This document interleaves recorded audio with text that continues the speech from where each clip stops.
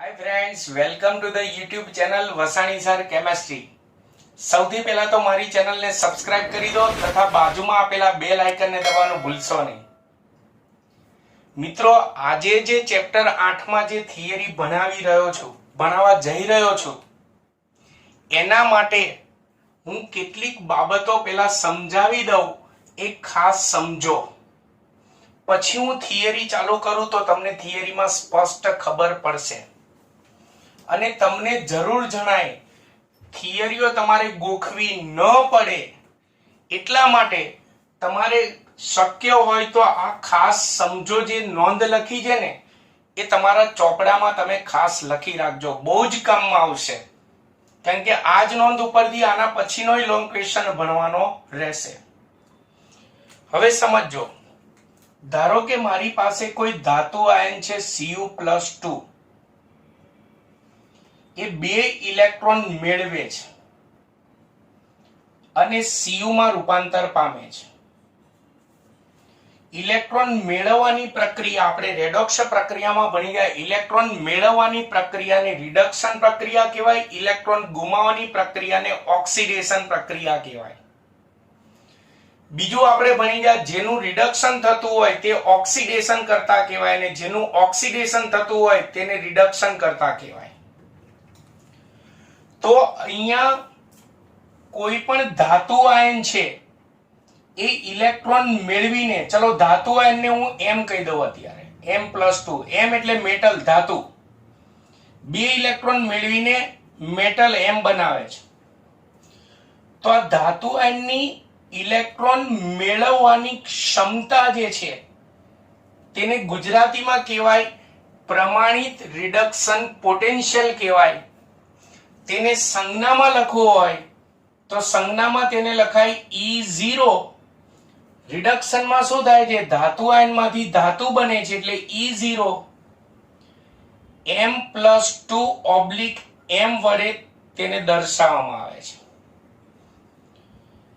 એટલે E0 M+2/M ને શું કહેવાય, પ્રમાણિત રિડક્શન પોટેન્શિયલ કહેવાય। એટલે કે એને સિમ્પલ ભાષામાં કહે તો ઇલેક્ટ્રોન મેળવવાની ક્ષમતા કહેવાય। પોટેન્શિયલ એટલે ક્ષમતા। એનું મૂલ્ય જે છે, એનું મૂલ્ય કેટલું હોય એ મૂલ્ય શોધવાની રીત તમારે ચેપ્ટર 3 વિદ્યુત રસાયણમાં આવે છે, પણ એનું જે મૂલ્ય જે છે એ વોલ્ટ એકમમાં મપાય છે। એની માપનની રીત આપણે ચેપ્ટર 3 માં આવશે, એટલે તેનો એકમ વોલ્ટ છે। એટલે આ સંજ્ઞા યાદ રાખજો, ધાતુ આયનમાંથી ધાતુ બને છે તો રિડક્શન પામવાથી બને, એટલે આ પોટેન્શિયલને રિડક્શન પોટેન્શિયલ કહેવાય, એટલે કે ઇલેક્ટ્રોન મેળવવાની ક્ષમતા કહેવાય। હવે કોઈ પણ ધાતુ આયનનો રિડક્શન પોટેન્શિયલ જે છે એના મૂલ્ય જો આપણે માપીએ તો ચેપ્ટર 3 માં આવે, આનું મૂલ્ય ધન પણ હોઈ શકે, કેટલીક ધાતુઓ માટે ઋણ પણ હોઈ શકે। તો એની અંદર પાછી બે શક્યતા, જેમ રિડક્શન પોટેન્શિયલનું ઋણ મૂલ્ય જેમ બને તેમ વધારે હોય, ઋણ મૂલ્ય જેમ બને તેમ વધારે હોય, ધારો કે કોઈ ધાતુ આયન M+2 છે, ચલો કોઈ ધાતુ છે X, બે ઇલેક્ટ્રોન gives X, આ પણ ધાતુ છે એવું સમજી લો। આના રિડક્શન પોટેન્શિયલને હું સંજ્ઞામાં લખું તો EX+2/X વોલ્ટ। ધારી લો કે આનું રિડક્શન પોટેન્શિયલનું ઋણ મૂલ્ય -1.8 વોલ્ટ છે અને આનું ધારો કે -2.8 વોલ્ટ છે। તો આ ધાતુ કરતા આ ધાતુના રિડક્શન પોટેન્શિયલનું ઋણ મૂલ્ય કેવું છે, વધારે। તો જેમ ઋણ મૂલ્ય વધારે હોય ને તેમ તેની ઇલેક્ટ્રોન મેળવવાની ક્ષમતા ઓછી હોય, ઇલેક્ટ્રોન મેળવવાની વૃત્તિ તેની ઓછી હોય। એટલે આના કરતા આનું ઋણ મૂલ્ય વધારે છે, એટલે આની ઇલેક્ટ્રોન મેળવવાની વૃત્તિ ઓછી હોય, એટલે આના કરતા આ પ્રક્રિયા મુશ્કેલીથી થાય। ખબર પડી ગઈ। અને ઇલેક્ટ્રોન મેળવવાની વૃત્તિ ઓછી હોય તેમ તે પ્રબળ તેમ તે પ્રબળ રિડક્શન કરતા હોય.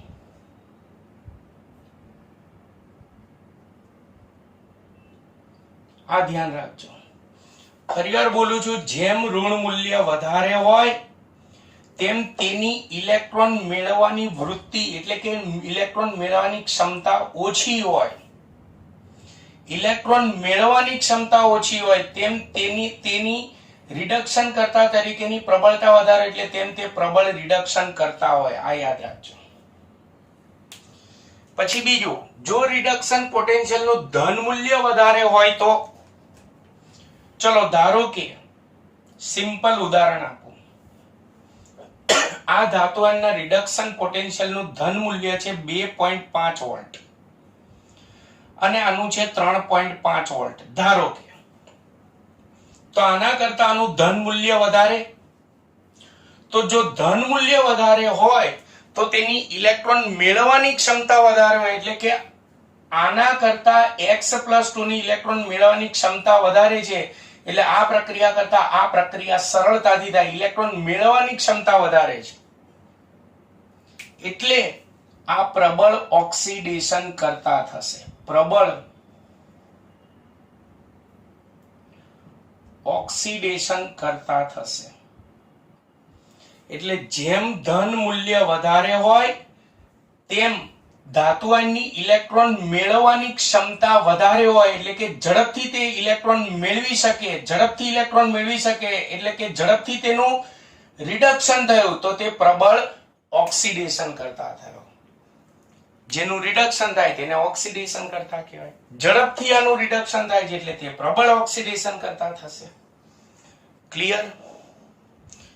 બીજું, જેમ રિડક્શનની પ્રક્રિયા મુશ્કેલ હોય એટલે કે જેમ ધાતુની ઇલેક્ટ્રોન મેળવવો મુશ્કેલ હોય, ધારો કે આ રિડક્શનની પ્રક્રિયા છે તેમાં ધાતુની ઇલેક્ટ્રોન મેળવે છે. જો આ રિડક્શનની પ્રક્રિયા જેમ બને તેમ મુશ્કેલ હોય તેમાં રિડક્શન પોટેન્શિયલનું મૂલ્ય તમે માપો ને તો ઓછું મળે. કેમ? કારણ કે રિડક્શન મુશ્કેલ તો રિડક્શન પોટેન્શિયલ એટલે કે ઇલેક્ટ્રોન મેળવવાની વૃત્તિનું મૂલ્ય કેવું હોય? ઓછું. રિડક્શન પોટેન્શિયલ એટલે ઇલેક્ટ્રોન મેળવવાની વૃત્તિ અથવા તો ઇલેક્ટ્રોન મેળવવાની ક્ષમતા તેની ઓછી હોય એટલે રિડક્શન પોટેન્શિયલ ઓછો હોય. અને જેમ રિડક્શન સરળતાથી થતું હોય એટલે કે જેમ ધાતુ સરળતાથી ઇલેક્ટ્રોન મેળવી અને ધાતુ બનાવે, આ પ્રક્રિયા સરળતાથી થાય, ઇલેક્ટ્રોન મેળવવો સરળ હોય તો રિડક્શન સરળ થયું. રિડક્શન સરળ થયું તો રિડક્શન પોટેન્શિયલનું મૂલ્ય વધારે હોય. રિડક્શન પોટેન્શિયલ એટલે ઇલેક્ટ્રોન મેળવવાની વૃત્તિ અથવા તો ઇલેક્ટ્રોન મેળવવાની ક્ષમતા કેવી હોય? વધારે હોય. આમે નોંધ સમજાય. હવે આપણે પ્રથમ સંક્રાંતિ શ્રેણી જેને 3D સંક્રાંતિ શ્રેણી કહેતા હતા, હવે આપણે થિયરી શરૂ કરીએ. પ્રથમ સંક્રાંતિ શ્રેણીના તત્વો એટલે કે 3D સંક્રાંતિ શ્રેણીના તત્વોના પ્રમાણિત વિદ્યુત ધ્રુવ પોટેન્શિયલ કૌંસમાં કયો પોટેન્શિયલ? Reduction potential. તમારે ચેપ્ટર નંબર 3 માં પ્રમાણિત વિદ્યુત ધ્રુવ પોટેન્શિયલ બે પ્રકારના આવશે. એક આ રીતે રિડક્શન પોટેન્શિયલ આવશે અને એક ઓક્સિડેશન પોટેન્શિયલ આવશે. તો એમાંથી આપણે આ થિયરીમાં પ્રથમ સંક્રાંતિ શ્રેણીના તત્વોના પ્રમાણિત વિદ્યુતધ્રુવ પોટેન્શિયલ કૌંસમાં કયો પોટેન્શિયલ? રિડક્શન પોટેન્શિયલના મૂલ્યોના વલણો સમજાવવાના છે. ક્લિયર? જો થિયરી ને તમે જેટલું ડીપમાં સમજશો ને એટલી તમને ખબર પડશે. આમાં ભલે વાર લાગે, એક એક શબ્દ સમજજો. સૌથી પહેલા તો કોપરનો E0, હું E0 ગમે ત્યાં લખો ને E0 એટલે તમારે સમજી લેવાનું રિડક્શન પોટેન્શિયલ. એટલે મેં કોપરનો E0 લખ્યું છે એટલે કે કોપરનો રિડક્શન પોટેન્શિયલ એટલે કે E0 Cu+2 ઓબ્લિક Cu નું વલણ આપણે સમજીએ. તો કોપરના રિડક્શન પોટેન્શિયલ નું મૂલ્ય ધન હોય એટલે મેથ્સની રીતે વિચારો, ધન મૂલ્ય વધારે હોય એટલે એનું મૂલ્ય કેવું કહેવાય? ઊંચું કહેવાય. ઋણ મૂલ્ય વધારે હોય તો મેથ્સની રીતે વિચારો તો મૂલ્ય સંખ્યા રેખાની દ્રષ્ટિએ વિચારો, ઋણ મૂલ્ય વધારે હોય તો એનું મૂલ્ય કેવું કહેવાય? નીચું કહેવાય. તો કોપરના રિડક્શન પોટેન્શિયલનું મૂલ્ય ધન હોય છે, એટલે બીજા શબ્દોમાં કહીએ તો કોપરના રિડક્શન પોટેન્શિયલનું મૂલ્ય ઊંચું હોય છે. શા માટે ઊંચું હોય એ પછી આપણે જોઈએ, પણ એના લીધે કોપરમાં કઈ વર્તણૂક દેખાય? તો એના ધન મૂલ્ય, ધારો કે હું અહીંયા લખું છું એક સિમ્પલ, ધારો કે મેં માપ્યું, મને +2.8 વોલ્ટ મળ્યું, તો કોપરનું ધન મૂલ્ય ઊંચું હોય, રિડક્શન પોટેન્શિયલનું ધન મૂલ્ય ઊંચું હોય, એના કારણે આ ધન મૂલ્ય તેની અદ્વિતીય વર્તણૂક સૂચવે છે, એના કારણે તે અદ્વિતીય વર્તણૂક દર્શાવે. જેમ કે કઈ વર્તણૂક દર્શાવે? આ ધન ઊંચા મૂલ્યના લીધે તે કઈ વર્તણૂક દર્શાવે? તો જુઓ બરાબર, પેલા અહીંયા સમજો પછી આ મુદ્દો. ધારો કે મારી પાસે એસિડનું મંદ જલીય દ્રાવણ છે, HCl નું મંદ જલીય દ્રાવણ છે, રફકામ કરું છું. ચલો, HCl નું મંદ જલીય દ્રાવણ હોય તો એમાં શું હોય? H+ હોય અને Cl- હોય. હવે એમાં હું કોપર ધાતુનો ટુકડો નાખું તો જનરલી આપણે ભણી ગયા છે કે ધાતુની એસિડ સાથેની પ્રક્રિયાથી H2 વાયુ, ડાયહાઇડ્રોજન વાયુ ઉત્પન્ન થાય. કેવી રીતે થાય? તો કેવી રીતે થાય સમજો. ધારો કે મેં અત્યારે કોપર ધાતુનો ટુકડો નાખ્યો, તો જો કોપર, ધારો કે કોપર 2 ઇલેક્ટ્રોન ગુમાવી Cu+2 બનાવે છે, તો અહીંયા ઇલેક્ટ્રોન ગુમાવે એટલે એનું શું થયું બોલો? ઓક્સિડેશન. હવે આને ગુમાવેલા 2 ઇલેક્ટ્રોન એસિડમાં રહેલા 2H+ મેળવે, આને જ ગુમાવેલા 2 ઇલેક્ટ્રોન, તો શું ઉત્પન્ન થાય? H2. તો અહીંયા ઇલેક્ટ્રોન મેળવ્યા એટલે કઈ પ્રક્રિયા થઈ બોલો? રિડક્શન. તો અહીંયા કોપરના રિડક્શનનું ધન મૂલ્ય ઊંચું હોય છે, જેના કારણે તે અદ્વિતીય વર્તણૂક દર્શાવે. જેમ કે કોપરે એસિડના મંદ જલીય દ્રાવણમાં H2 મુક્ત કરી શકતો નથી આ ધન મૂલ્યના લીધે. કેમ? જો ડીપમાં વિચારજો, H2 એ મુક્ત કરી શકતો નથી કોપર. કેમ? જોજો, ધન મૂલ્ય ઊંચું હોય, ડીપમાં સમજો, ધન મૂલ્ય ઊંચું તો તે કયો હોય બોલો? પ્રબળ ઓક્સિડેશન કરતા હોય. ઓક્સિડેશન કરતાનું શું થાય? રિડક્શન. પ્રબળ ઓક્સિડેશન કરતા હોય તો એ ઝડપથી ઇલેક્ટ્રોન મેળવવાની વૃત્તિ ધરાવે, ઝડપથી ઇલેક્ટ્રોન ગુમાવવાની વૃત્તિ ના ધરાવે, એટલે કે સરળતાથી ઇલેક્ટ્રોન ગુમાવે નહીં. સરળતાથી ઇલેક્ટ્રોન ગુમાવે નહીં તો એસિડમાંથી H+ ને ઇલેક્ટ્રોન મળે નહીં, H+ ને ઇલેક્ટ્રોન મળે નહીં તો H2 ઉત્પન્ન થાય નહીં. પડી ખબર? એટલે એના ધન મૂલ્ય ઊંચું હોવાના કારણે કોપર એ એસિડના મંદ જલીય દ્રાવણમાંથી H2 મુક્ત કરી શકતો નથી. કેમ? જો ફરીવાર સમજાવો, ધન મૂલ્ય ઊંચું તો તે પ્રબળ ઓક્સિડેશન કરતા, ઓક્સિડેશન કરતાનું શું થાય? રિડક્શન. રિડક્શન એટલે ઇલેક્ટ્રોન મેળવવો, તો એ પ્રબળ ઓક્સિડેશન કરતા હોય તો એ ઝડપથી ઇલેક્ટ્રોન મેળવે, ગુમાવે નહીં તો H+ ને મળે નહીં, H+ ને મળે નહીં તો H2 ઉત્પન્ન થાય નહીં. ખ્યાલ આવી ગયો? એટલે તે એસિડના મંદ જલીય દ્રાવણમાં H2 મુક્ત કરી શકતો નથી આ ધન ઊંચા મૂલ્યના લીધે. પણ હા, મેં અહીંયા એસિડ તરીકે HCl લીધો. ચલો, કોપર નું ધન મૂલ્ય ઊંચું છે એટલે કોપર શું છે? પ્રબળ ઓક્સિડેશન કરતા છે. પણ જો હું અહીંયા એસિડ તરીકે કોપર કરતા પણ પ્રબળ ઓક્સિડેશન કરતા એસિડ લઉં, કોપર કરતા પણ પ્રબળ ઓક્સિડેશન કરતા એસિડ લઉં, જેમ કે HNO3 અને ગરમ સાંદ્ર H2SO4 લઉં, તો તે પ્રક્રિયા કરશે અને H2 ઉત્પન્ન કરશે. કેમ? કારણ કે આપણે જે એસિડ લીધો છે એ કોપર કરતા પણ પ્રબળ ઓક્સિડેશન કરતા છે. એટલે આ HNO3 અને સાંદ્ર સલ્ફ્યુરિક એસિડ સાથે પ્રક્રિયા કરે એટલે કે H2 મુક્ત કરે, બાકીના એસિડના મંદ જલીય દ્રાવણમાંથી H2 મુક્ત કરી શકે નહીં. ક્લિયર? આ બધું કોના કારણે થાય? તો તેના રિડક્શન પોટેન્શિયલના ધન મૂલ્યના લીધે થાય. ચલો હવે એનું રિડક્શન પોટેન્શિયલનું ધન મૂલ્ય કેમ ઊંચું હોય? હવે એનું કારણ. આ તો આપણે એની લાક્ષણિકતા ભણ્યા કે ધન મૂલ્ય ઊંચું છે એટલે તે એસિડમાં H+ મુક્ત કરી શકતો નથી, ફક્ત આ બે એસિડમાં H+ મુક્ત કરે, સોરી H2 મુક્ત કરી શકે. પણ એનું ધન મૂલ્ય ઊંચું કેમ હોય? તો જલીય દ્રાવણમાં Cu નું Cu+2 માં ઓક્સિડેશન કરવા માટે ઊંચી ઉર્જાની જરૂર પડે.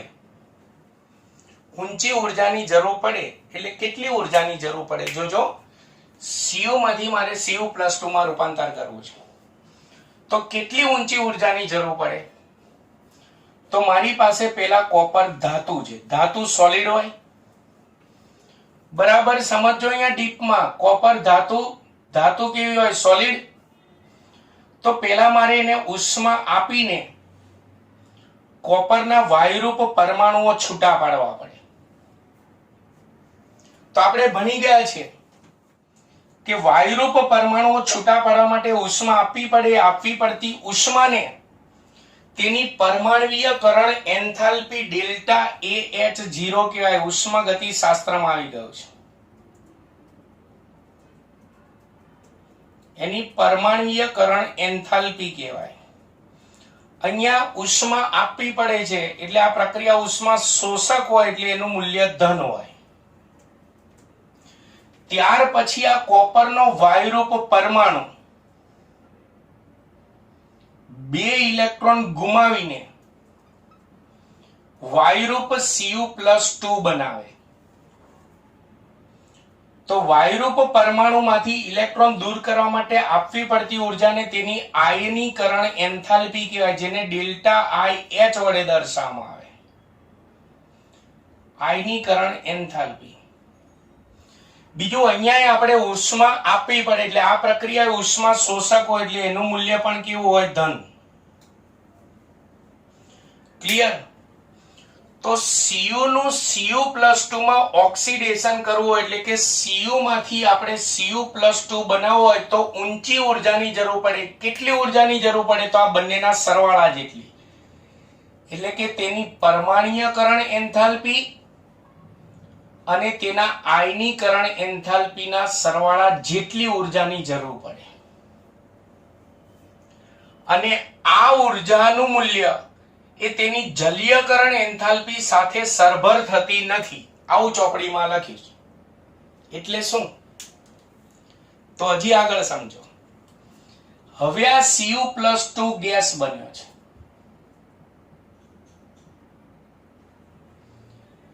એમાં પાણી નાખું, જલીય દ્રાવણ બનાવું તો Cu+2 એકવસ બનશે, AQ. તેનું જલીય દ્રાવણ બનાવો ને ત્યારે આ પ્રક્રિયા ઉષ્માક્ષેપક હોય એટલે ઉષ્મા ઉત્પન્ન થાય. તે ઉત્પન્ન થતી ઉષ્માને તેની જલીયકરણ એન્થાલ્પી ડેલ્ટા H0 હાઇડ્રેશન કે હાઇડ્રેશન એટલે જલીયકરણ, જલીયકરણ એન્થાલ્પી કહેવાય. પણ આ પ્રક્રિયા કેવી છે? ઉષ્માક્ષેપક. એટલે જલીયકરણ એન્થાલ્પીનું મૂલ્ય કેવું લેવામાં આવે? ઋણ. તો અહીંયા શું કહેવા માંગે છે થિયરીમાં? કે આ Cu માંથી Cu+2 ના ઓક્સિડેશન કરવા માટે આ જરૂરી ઊંચી ઉર્જા એટલે આ બંનેના સરવાળા જેટલી એ તેની જલીયકરણ એન્થાલ્પી સાથે સરભર થતી નથી. એટલે કે આ ઊંચી ઉર્જા કરતા એની જલીયકરણ એન્થાલ્પી જે છે એનું મૂલ્ય નીચું હોય. એમ સરભર થતી નથી એટલે કે જલીયકરણ એન્થાલ્પીનું મૂલ્ય નીચું હોય. એના કારણે કોપરના રિડક્શન પોટેન્શિયલનું ધન મૂલ્ય કેવું હોય છે? ઊંચું હોય છે. ખબર પડી? ફરી એકવાર જલીય દ્રાવણમાં Cu નું Cu+2 માં ઓક્સિડેશન કરવું હોય એટલે કે Cu નું Cu+2 નું માં રૂપાંતર કરવું હોય તો જરૂરી ઊંચી ઉર્જા બોલો કેટલી હોય? Cu માંથી Cu+2 કરવું હોય તો પરમાણ્વીયકરણ એન્થાલ્પી અને આયનીકરણ એન્થાલ્પીના સરવાળા જેટલી હોય. આ ઊંચી ઉર્જા તેની જલીયકરણ એન્થાલ્પી સાથે સરભર થતી નથી એટલે કે આ ઉર્જા કરતા જલીયકરણ એન્થાલ્પીનું મૂલ્ય નીચું હોય છે. માટે કોપરના રિડક્શન પોટેન્શિયલનું મૂલ્ય ધન મૂલ્ય કેવું હોય છે? ઊંચું હોય છે. અને એનું ધન મૂલ્ય ઊંચું હોય છે એટલે યાદ રાખજો તે પ્રબળ ઓક્સિડેશન કરતા છે. ખબર પડી ગઈ? તો આ પ્રશ્નનો પહેલો ભાગ જેમાં કોપરનો પ્રમાણિત રિડક્શન પોટેન્શિયલ સમજાવ્યો. કોપરનો પ્રમાણિત રિડક્શન પોટેન્શિયલ એટલે થિયરીમાં E0 લખ્યું એટલે સમજી લેવાનું E0 Cu+2 Cu નું ધન મૂલ્ય ઊંચું કેમ હોય એ સમજાવ્યું. હજી આપણી થિયરી શરૂ છે. આ કોપરનું સમજાયું. હવે પ્રથમ સંક્રાંતિ શ્રેણીમાંથી કેટલીક ધાતુના રિડક્શન પોટેન્શિયલ E0 લખો ને એટલે સમજી લેવાનું E0M+2/m રિડક્શન પોટેન્શિયલ ના કેટલીક સંક્રાંતિ ધાતુના રિડક્શન પોટેન્શિયલના ઋણ મૂલ્યો નીચા હોય તો આપણે રિડક્શન પોટેન્શિયલના નીચા ઋણ મૂલ્યો સમજાવીશું. તો એનો પહેલો મુદ્દો કેટલીક સંક્રાંતિ ધાતુના રિડક્શન પોટેન્શિયલનું ઋણ મૂલ્ય નીચું હોય છે. કેમ નીચું હોય છે? ઋણ મૂલ્ય નીચું હોય તો વિરુદ્ધમાં બોલું તો એનું ધન મૂલ્ય કેવું હોય? ઊંચું. તો એના માટે જવાબદાર કોણ? તો અહીંયા જ મેં સમજાવી દીધું. અહીંયા જ સમજાયું. જો કોપરનું ધન મૂલ્ય ઊંચું કેમ હોય? કારણ કે આ પરમાણ્વીયકરણ એન્થાલ્પી અને આયનીકરણ એન્થાલ્પી આ બંનેનો સરવાળો ઊંચો હોય. એના બદલે ચોપડીમાં અહીંયા લખ્યું છે એની પ્રથમ આયનીકરણ એન્થાલ્પી અને એની દ્વિતીય આયનીકરણ એન્થાલ્પી બંનેનો સરવાળામાં વધારો થતો હોય માટે તેના ઋણ મૂલ્યો નીચા હોય. ના ખબર પડી? જો સમજાવું ફરી એકવાર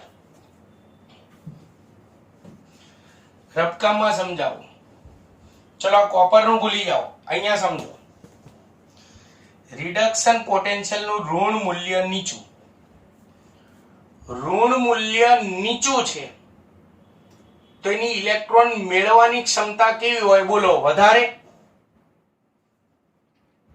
ઇલેક્ટ્રોન મેળવવાની ક્ષમતા કેવી થશે? વધારે. ઉલટું થયું. અને ઇલેક્ટ્રોન મેળવવાની ક્ષમતા વધારે હોય અથવા ચલો ઋણ મૂલ્ય નીચું છે તો એનો મતલબ ધન મૂલ્ય કેવું છે? ઊંચું. ધન મૂલ્ય ઊંચું છે તો એની ઇલેક્ટ્રોન મેળવવાની ક્ષમતા કેવી છે? વધારે. ઇલેક્ટ્રોન મેળવવાની ક્ષમતા વધારે તો એક શું હોય? બોલો પ્રબળ ઓક્સિડેશન કરતા મેળવવાની ક્ષમતા વધારે છે. ગુમાવવાની ક્ષમતા કેવી છે? ઓછી. ગુમાવવાની ક્ષમતા ઓછી છે તેમાંથી ઇલેક્ટ્રોનને દૂર કરવા માટે વધારે ઉર્જાની જરૂર પડશે. વધારે ઉર્જાની જરૂર પડશે તો એની પ્રથમ આયનીકરણ એન્થાલ્પી અને દ્વિતીય આયનીકરણ એન્થાલ્પી ઊંચી હશે તો એનો સરવાળો પણ કેવો હશે? ઊંચો હશે. તો આ સરવાળો વધારે હોવાના કારણે કેટલીક સંક્રાંતિ ધાતુના રિડક્શન પોટેન્શિયલનું ઋણ મૂલ્ય નીચું હોય છે. ચલો ત્યાર પછી પ્રથમ સંક્રાંતિ શ્રેણીમાં Mn, Zn અને નિકલના રિડક્શન પોટેન્શિયલ. તો આ ત્રણેયના રિડક્શન પોટેન્શિયલ અપેક્ષા કરતા વધુ ઋણ હોય છે. અપેક્ષા કરતા વધુ ઋણ એટલે કે એનું ઋણ મૂલ્ય કેવું હોય છે? વધારે. ઋણ મૂલ્ય વધારે હોય તો તેઓ જલીય દ્રાવણમાં H+ નું H2 માં રિડક્શન કરી શકે. કેમ? જો આમાં ધન મૂલ્ય ઊંચું છે એટલે H+ નું H2 માં રિડક્શન રૂપાંતર નથી કરી શકતો. જ્યારે અહીંયા ઋણ મૂલ્ય ઊંચું છે, ચલો ઋણ મૂલ્ય ઊંચું છે તો એની ઇલેક્ટ્રોન મેળવવાની ક્ષમતા કેવી છે? બોલો ઓછી. ઇલેક્ટ્રોન મેળવવાની ક્ષમતા ઓછી છે તો એનો મતલબ ઉલટું બોલો તો ઇલેક્ટ્રોન ગુમાવવાની ક્ષમતા કેવી છે? વધારે. સોરી, ફરી એકવાર બોલું છું. ઋણ મૂલ્ય ઊંચું તો ઇલેક્ટ્રોન મેળવવાની ક્ષમતા ઓછી, તો ઉલટું બોલો તો ઇલેક્ટ્રોન ગુમાવવાની ક્ષમતા કેવી હોય? વધારે. તો આ ત્રણમાંથી આ ત્રણેય ધાતુની કોમન n સંજ્ઞા વડે દર્શાવો. ઇલેક્ટ્રોન મેળવવાની ક્ષમતા ઓછી એટલે કે electron sorry for disturbance. Electron મેળવવાની ક્ષમતા ઓછી તો એની ઇલેક્ટ્રોન ગુમાવવાની ક્ષમતા કેવી થાય બોલો? વધારે. એટલે કે સરળતાથી ઇલેક્ટ્રોન ગુમાવી શકે. સરળતાથી ઇલેક્ટ્રોન ગુમાવે તો જલીય દ્રાવણમાં કે એસિડની અંદર H+ હોય તો એ સરળતાથી આને ગુમાવેલો ઇલેક્ટ્રોન મેળવશે. ઇલેક્ટ્રોન મેળવશે તો શું ઉત્પન્ન થશે? H2 મુક્ત થશે. એટલે એના ઋણ મૂલ્ય ઊંચા હોવાથી તેઓ જલીય દ્રાવણમાં H+ નું સરળતાથી H2 માં રિડક્શન કરી શકે છે. આમાં ધન મૂલ્ય ઊંચું હતું એટલે રિડક્શન નહોતો કરી શકતો. આમાં ઋણ મૂલ્ય ઊંચું છે એટલે રિડક્શન કરી શકે. ફરીવાર સમજાવું છું, ઋણ મૂલ્ય વધુ તો ઇલેક્ટ્રોન મેળવવાની ક્ષમતા ઓછી છે. તો ઉલટું બોલો તો ઇલેક્ટ્રોન ગુમાવવાની ક્ષમતા વધારે છે. ઇલેક્ટ્રોન ગુમાવવાની ક્ષમતા વધારે એટલે ઝડપથી ઇલેક્ટ્રોન ગુમાવે. આ જો ઝડપથી ઇલેક્ટ્રોન ગુમાવે તો આ ઝડપથી ઇલેક્ટ્રોન મેળવશે તો H+1 નું રિડક્શન થઈને શું બનશે? H2. ક્લિયર? ચલો, ત્રણેયની રિડક્શન પોટેન્શિયલ નું ઋણ મૂલ્ય વધારે છે. હવે એમાંથી Mn અને ઝિંકના રિડક્શન પોટેન્શિયલના વધુ ઋણ મૂલ્યો માટે કોણ જવાબદાર છે? તેના માટે Mn+2 માં D5 સ્થાયી રચના અને Zn+2 માં D10 સ્થાયી રચનાઓ જવાબદાર છે. કઈ રીતે જોજો? Mn અને Zn. Mn ની ઇલેક્ટ્રોન રચના શું? Argon complete. સાયન્સ ટીચર વી ક્રમ. પરમાણુ ક્રમાંક 25 છે. 4s2 3d5. ઝિંકની ઇલેક્ટ્રોન રચના શું? તો આર્ગોન કમ્પ્લીટ 4s2 3d10. ચલો, ઋણ મૂલ્ય ઊંચું છે એટલે સરળતાથી તે બે ઇલેક્ટ્રોન ગુમાવે. શું બનાવશે? Mn+2. Mn+2 ની ઇલેક્ટ્રોન રચના શું થશે? આર્ગોન કમ્પ્લીટ, બે ઇલેક્ટ્રોન આમાંથી જતા રહ્યા. 4s0 3d5. એ જ રીતે આમાંથી બે ઇલેક્ટ્રોન દૂર કરો. Zn+2 +2 ઇલેક્ટ્રોન, બે ઇલેક્ટ્રોન આમાંથી જતા રહ્યા તો Zn+2 ની ઇલેક્ટ્રોન રચના શું?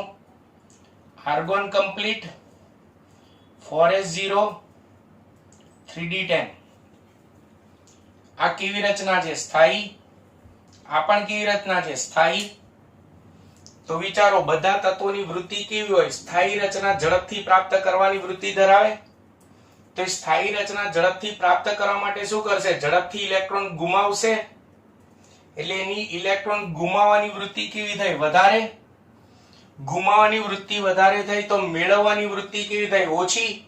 મેળવવાની વૃત્તિ ઓછી થઈ તો એનું ઋણ મૂલ્ય કેવું હોય? વધારે થઈ ગયું, ઉલટું ગયું.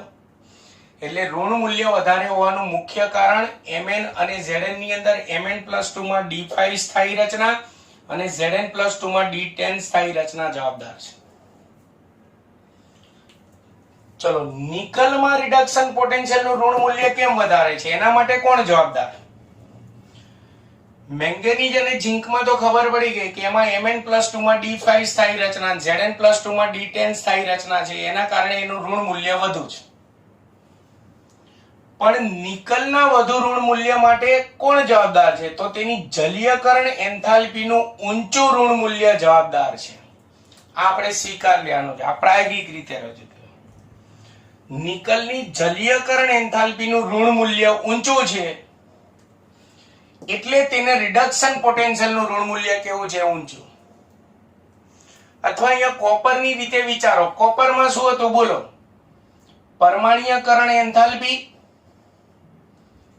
અને આયનીકરણ એન્થાલ્પીનો સરવાળો જલીયકરણ એન્થાલ્પી કરતા જલીયકરણ એન્થાલ્પી કેવી હતી? નીચી. એટલે એનું ધન મૂલ્ય કેવું હતું? ઊંચું. પણ આમાં નિકલની જલીયકરણ એન્થાલ્પીનું ઋણ મૂલ્ય ઊંચું છે. આનું ઋણ મૂલ્ય ઊંચું છે તો માટે તેનું રિડક્શન પોટેન્શિયલનું ઋણ મૂલ્ય કેવું હોય? ઊંચું. ખ્યાલ આવ્યો? આમાં આ નીચું હતું તો એનું ધન મૂલ્ય ઊંચું હતું, આની અંદર આ ઊંચું છે તો એનું ઋણ મૂલ્ય કેવું હોય? ઊંચું. તો અમે પ્રથમ સંક્રાંતિ શ્રેણીમાં જુદી જુદી ધાતુઓ જે છે તેના પ્રમાણિત રિડક્શન પોટેન્શિયલ સમજાય. છેલ્લે એના ઉપરથી તારણ શું કાઢી શકીએ? તો કોમન સેન્સ એવી વસ્તુ છે, કેટલાકમાં ધન મૂલ્યો ઊંચા છે, કેટલાકમાં ઋણ મૂલ્યો નીચા છે, કેટલાકમાં ઋણ મૂલ્યો ઊંચા છે.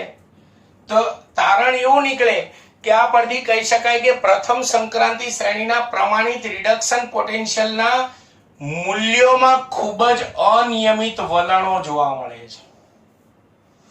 કેમ? કારણ કે અમુકમાં ધન મૂલ્ય ઊંચા છે, અમુકમાં ઋણ મૂલ્ય ઊંચા છે, નીચા છે, અમુકમાં ઋણ મૂલ્ય ઊંચા છે. એટલે તેના પ્રમાણિત રિડક્શન પોટેન્શિયલના મૂલ્યોમાં અનિયમિત વલણો ધરાવે છે. આવું આપણે તારણ કાઢી શકીએ. તો મિત્રો મેં આ લોંગ ક્વેશ્ચન ચલાવ્યો. હવે આના પરથી આપણે બે પ્રશ્નો ભણવાના છે. એક કોયડો 8.4 અને ચોપડીનો લખાણ સંબંધી પ્રશ્ન 8.4. એમાંથી પહેલા હું લખાણ સંબંધી પ્રશ્ન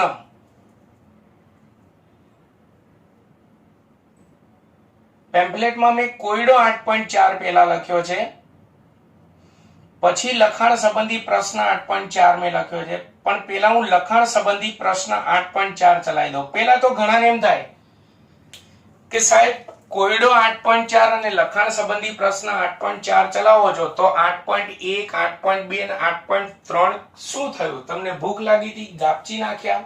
ના. એક કોયડો અને લખાણ સંબંધી પ્રશ્નોના 8.1, 8.2 અને 8.3 તમે ચોપડીમાં જોજો. મારી થિયરીની અંદર મેં સાથે સાથે ચલાવી દીધા છે, મારા પેમ્પલેટમાં મેં આપેલા છે. લખાણ સંબંધી પ્રશ્ન 8.4 માં એવું કહે છે, કારણ આપો. કારણ છે જે મેં આ થિયરીની અંદર સાથે સાથે ચલાવી દીધું છે અહીંયા કે કોપર ના પ્રમાણિત રિડક્શન પોટેન્શિયલ, પ્રમાણિત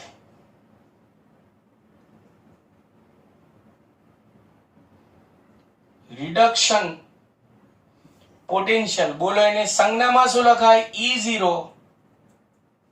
Cu+2/Cu નું ધન મૂલ્ય ઊંચું હોય છે.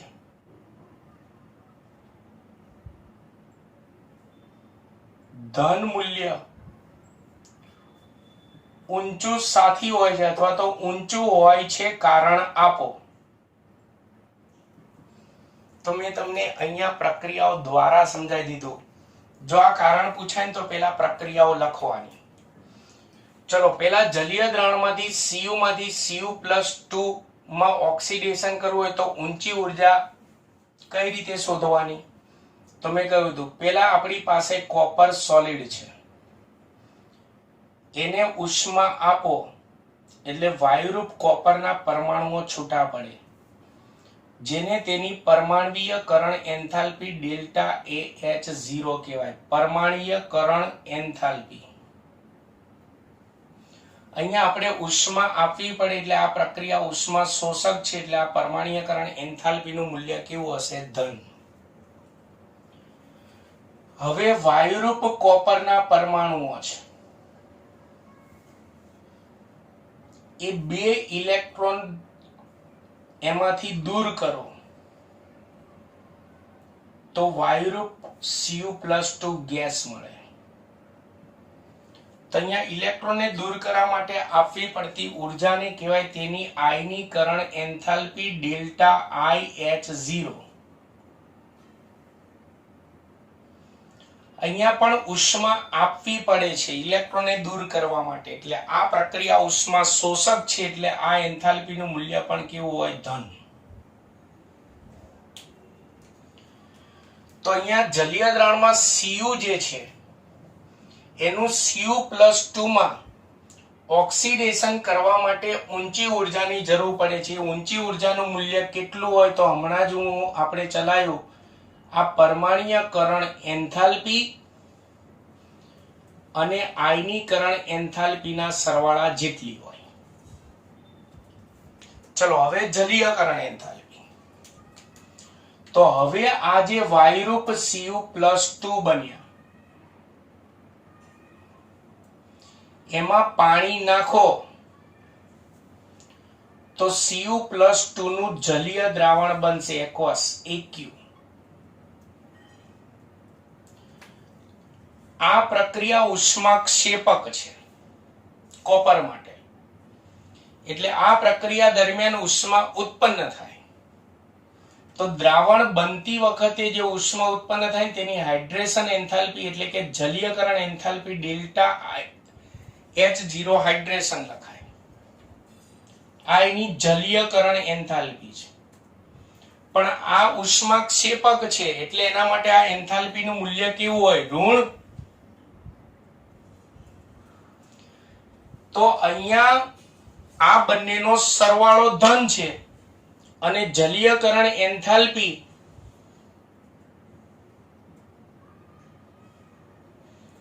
ડેલ્ટા H0 હાઇડ્રેશન ઋણ છે. તો આ જલીય દ્રાવણમાં Cu નું Cu+2 માં ઓક્સિડેશન કરવા માટે જરૂરી ઊંચી ઉર્જા એટલે કે પરમાણ્વીયકરણ એન્થાલ્પી અને આયનીકરણ એન્થાલ્પીનો સરવાળો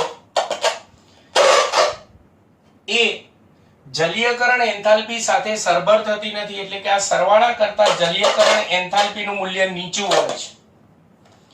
આ સરવાળા કરતા જલીયકરણ એન્થાલ્પીનું મૂલ્ય નીચું હોય છે માટે કોપરના પ્રમાણિત રિડક્શન પોટેન્શિયલનું ધન મૂલ્ય કેવું હોય છે? ઊંચું. એટલે આપણે આ લખાણ સંબંધી પ્રશ્ન 8.4 જે છે આના ઉપરથી મેં જવાબ બનાવ્યો. તો મિત્રો હજી મારો વિડિયો લેક્ચર શરૂ છે. તો હવે આપણે ભણીશું કોયડો 8.4. તો કોયડો 8.4 સમજો. પહેલા તો કહી દઉં, ચોપડીની અંદર આ પ્રશ્નમાં પ્રિન્ટિંગ મિસ્ટેક છે. મેં પેમ્પલેટમાં એને સુધારીને લખ્યો છે. પ્રશ્ન સમજો કે શા માટે Cr+2 રિડક્શન કરતા છે અને Mn+3 ઓક્સિડેશન કરતા છે, જો કે બંને D4 ઇલેક્ટ્રોન રચના ધરાવે છે. એટલે પહેલા પ્રશ્ન સમજો. પહેલા પ્રશ્ન આપણે Cr+2 ની ઇલેક્ટ્રોન રચના લખીએ તો આર્ગોન કમ્પ્લીટ 4s0 છે એટલે મેં લખી નથી 3d4. Mn+3 ની ઇલેક્ટ્રોન રચના લખીએ તો આર્ગોન કમ્પ્લીટ 4s0 છે મેં લખી નથી 3d4. એટલે બંનેમાં d4 રચના છે. આમ છતાં આ રિડક્શન કરતા છે.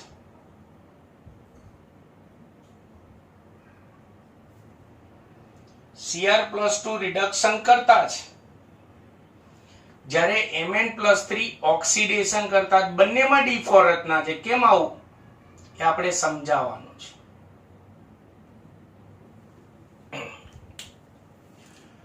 ચલો, રિડક્શન કરતા હોય તો એનું શું થાય? ઓક્સિડેશન. તો આનું પહેલા ઓક્સિડેશન આપણે કરી જોઈએ. ઓક્સિડેશનમાં Cr+2 જે છે એનો હજી એક ઇલેક્ટ્રોન આપણે દૂર કરીએ. બરાબર ખાસ અને ડીપમાં સમજજો. હજી હું એક ઇલેક્ટ્રોન દૂર કરું તો Cr+3 થાય. Cr+3 ની ઇલેક્ટ્રોન રચના શું થશે? બોલો. Argon complete. એક ઇલેક્ટ્રોન હજી જતો રહ્યો એટલે 3d3 થયું. તો આ Cr+3 જે છે d3 રચના પ્રાપ્ત કરે. d3 રચના કઈ છે? તો T2g સ્તરની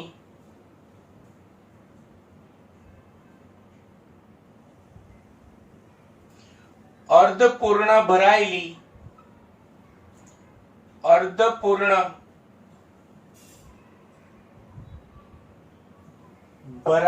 સ્થાયી રચના છે. ભરાયેલી સ્થાયી રચના તેણે પ્રાપ્ત કરી. એક ઇલેક્ટ્રોન ગુમાવે તો આ શું છે? T2g સ્તરની અર્ધપૂર્ણ ભરાયેલી સ્થાયી રચના. તો તમારે ચેપ્ટર 9 સંકીર્ણ સંયોજનો આવશે.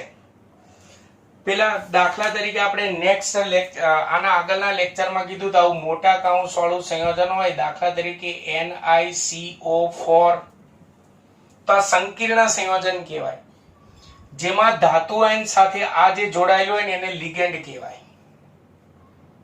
એમાં ધ્યાન રાખજો ખાસ, દાખલા તરીકે હું બે સંકીર્ણ સંયોજન લખું છું, CrCO6 અને CrCO4. ચેપ્ટર નંબર 9 માં આવશે, જેનો અહીંયા ઉપયોગ કરવાનો છે. પહેલા સમજો, જો ધાતુ આયન સાથે 4 લિગેન્ડ જોડાયેલા હોય ને તો એ કાં તો સમચતુષ્ફલકીય રચના ધરાવતો હોય અથવા તો સમચોરસ રચના ધરાવતો હોય. અને જો સંક્રાંતિ ધાતુ આયન સાથે 6 લિગેન્ડ હોય ને તો એ અષ્ટફલકીય રચના ધરાવે.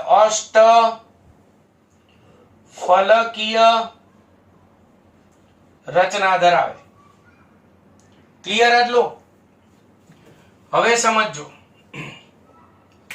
હવે આ Cr+3 લિગેન્ડ સાથે જોડાઈને અષ્ટફલકીય રચના બનાવે ત્યારે શું થાય? ચેપ્ટર 9 નું અહીંયા ટૂંકમાં સમજાવું છું. પહેલા મારી પાસે Cr+3 હોય તો એની 3D કક્ષક, 3D કક્ષકમાં પેટા કક્ષકો કેટલી હોય? 5. હું પહેલા તો આ ભૂસી નાખું, અહીંયા મારે રફકામ કરવું પડશે.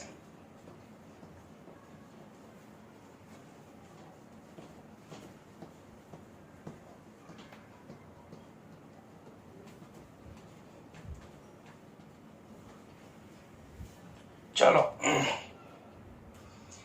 પેલા Cr+3 લિગેન્ડ સાથે જોડાયેલ નથી ત્યારે એની 3D કક્ષકમાં કેટલી પેટા કક્ષક હોય? 5. 3DXY, 3DYZ, 3DZX, 3DX² -y² અને 3DZ².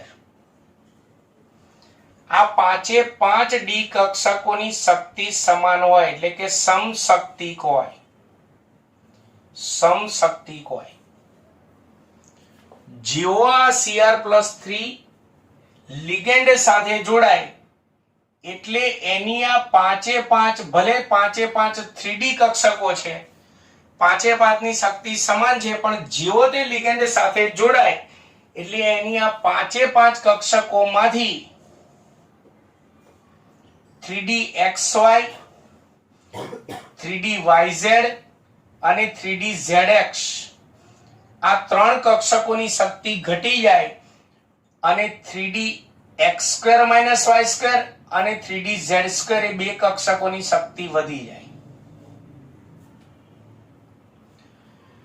એટલે કે પેલા લિગેન્ડ સાથે જોડાય એ પેલા એની પાંચે 5 3D કક્ષકોની શક્તિ સમાન હતી. જેવો એની સાથે લિગેન્ડ જોડાઈને અષ્ટફલકીય સંકીર્ણ બનાવે એટલે 5 માંથી 3 ની શક્તિ ઘટી જાય, 2 ની શક્તિ વધી જાય. એમાં યાદ રાખજો, XY, YZ અને DXY, DYZ, DZX ની શક્તિ ઘટી જાય, DX² -y² અને DZ² ની શક્તિ વધી જાય. તો આની શક્તિ ઘટી જાય. આ ત્રણેય કક્ષકોને સંયુક્ત રીતે ચેપ્ટર નંબર 9 માં આવશે, T2G કક્ષકો કહેવાય છે.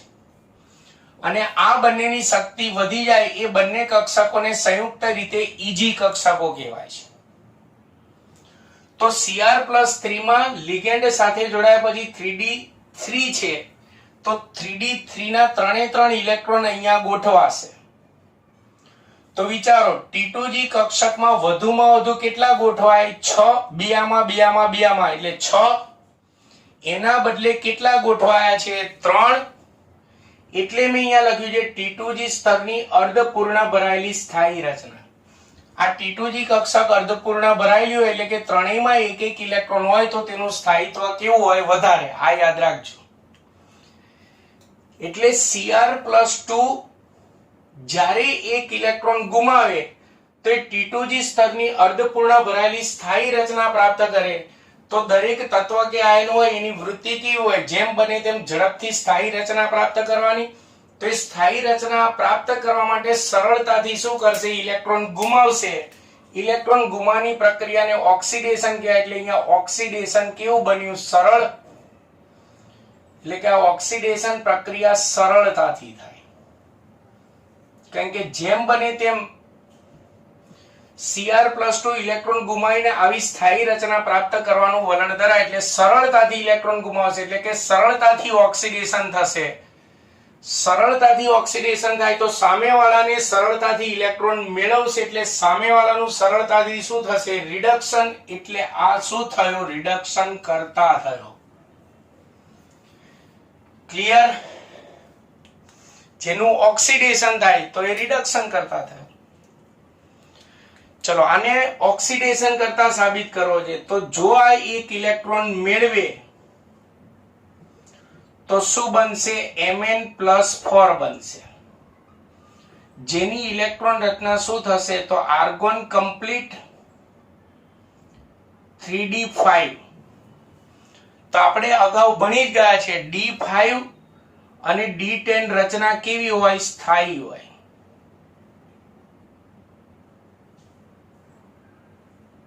d5 અને d10 રચનાઓ સ્થાયી હોય.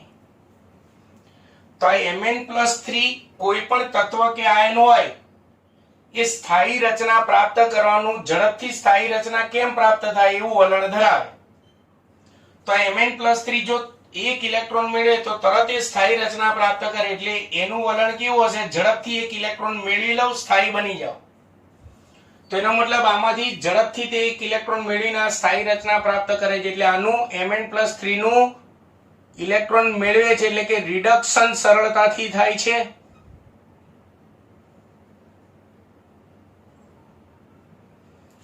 એનું રિડક્શન સરળતાથી થાય છે, માટે તે કયો કરતા છે? ઓક્સિડેશન કરતા. એટલે આ ઇલેક્ટ્રોન ગુમાવીને સરળતાથી સ્થાયી રચના પ્રાપ્ત કરે, ઝડપથી સ્થાયી રચના પ્રાપ્ત કરે. આ ઇલેક્ટ્રોન મેળવીને ઝડપથી સ્થાયી રચના પ્રાપ્ત કરે.